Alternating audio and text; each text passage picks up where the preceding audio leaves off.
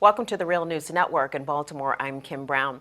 So last week, the Israeli Knesset passed a law banning entry to supporters of the Boycott, Divest, and Sanctions movement against Israel, otherwise known as BDS, which we covered here with our Real News correspondent, Hugh. It is a blanket ban, and in fact, it goes way beyond the BDS movement because they're saying anyone who calls for a boycott of products or companies within the territory under Israel's control.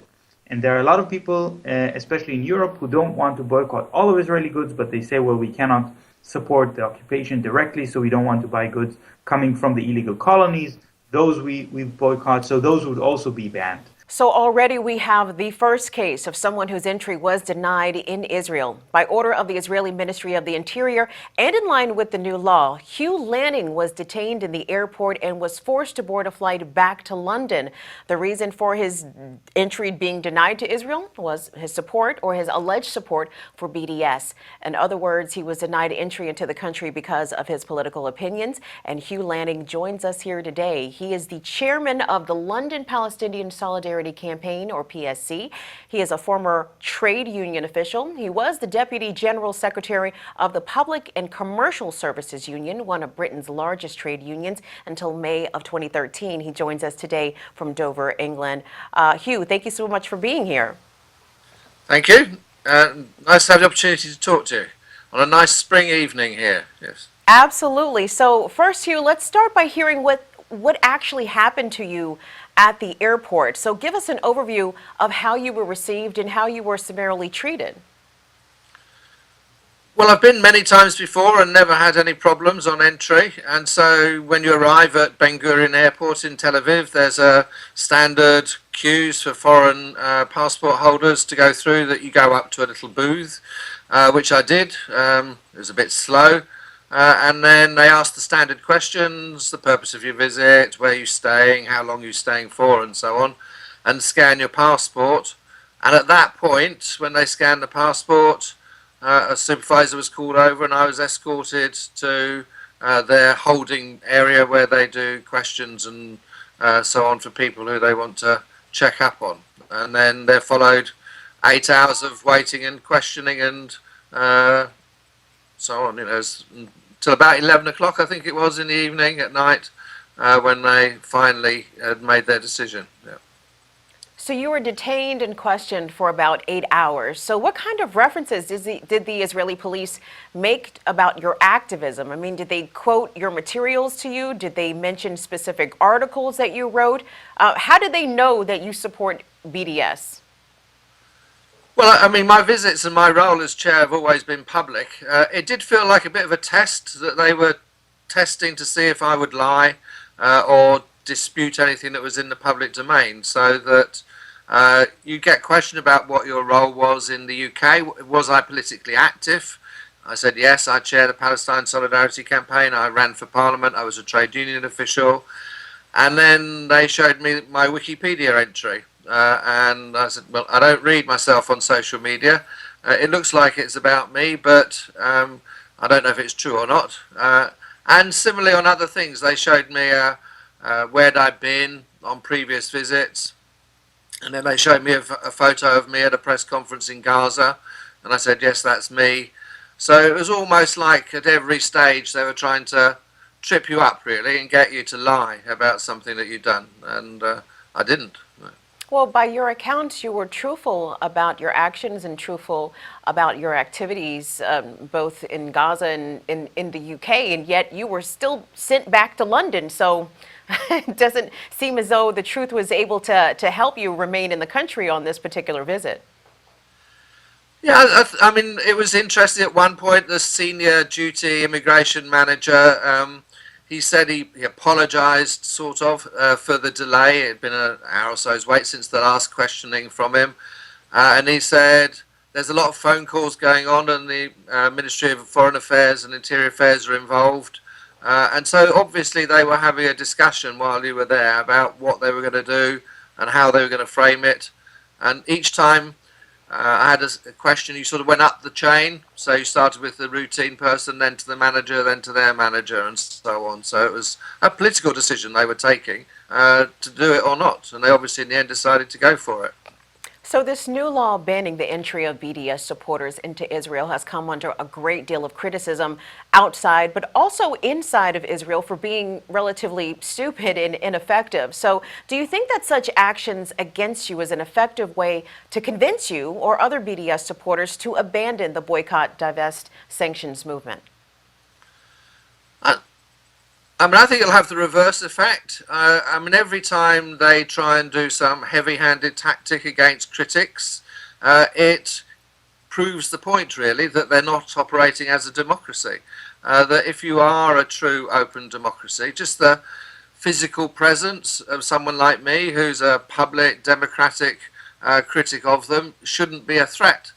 If they can't allow people like me in, I think it could be half the planet they can't let in. You know, I was always described as the moderate right winger in my trade union days, so they're hardly setting the bar very high about who they're going to let in. But I think they undermine their claim to be a democracy. You know, you should be able to withstand having people who are critics in your country as long as they're obeying the law. So, why do you think that the law was legislated and passed in the first place if it doesn't really discourage BDS activists and activism? Well, there clearly was a push from the right wing within Israeli politics, which are very dominant at the moment, and the settlers movement and so on. But there is a global attempt to demonize BDS as being inherently anti-Semitic, and that anyone who supports Palestine and criticizes Israel should be silenced and should be criticized as being anti-Semitic. And they're trying to silence opposition. I mean, actually what we're finding as the Solidarity Movement in the UK, that we keep on growing and getting more support. So it's not having the desired effect. And I think it's good that there's a debate in Israel because their current tactics are counterproductive. So, Hugh, I'm curious as to how you were treated compared to other detainees at the airport, or whether or not you were transported to another location. So, can you tell us about that experience, aside from being questioned and detained for 8 hours? How did you see other people being handled by the Israeli security? Well, there was. I think you were just aware that I was being talked to by more senior people who were being polite and nice to you, rather than, if you like, the routine immigration and security officers. Some of the Eastern European, Russian and others there were being manhandled as they were coming in and out.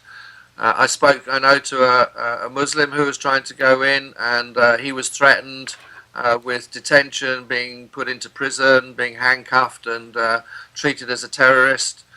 So that, you know, it was almost, they judged you visibly about how they were going to treat you. And obviously there was quite a few Palestinians there who were treated in the way they normally treat Palestinians. So it was